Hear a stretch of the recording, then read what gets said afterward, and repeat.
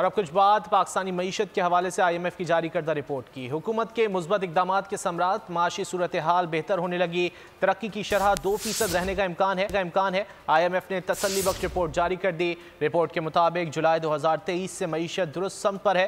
زر مبادلہ ذخائر 4.5 سے بڑھ کر 8.2 ارب ڈالر ہو گئے۔ پاکستانی سرحدوں سے ڈالر کی اسمگلنگ پر کنٹرول کیا گیا۔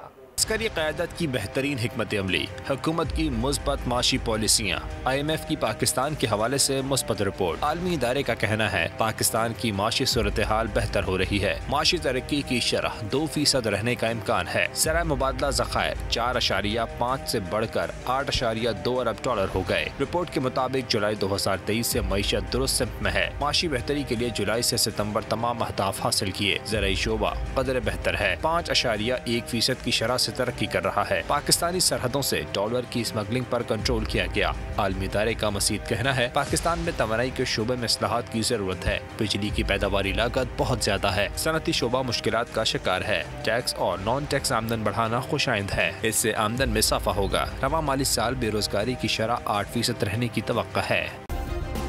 سبسکرائب کریں اور بیل دبائیں تاکہ کوئی خبر رہ نہ جائے۔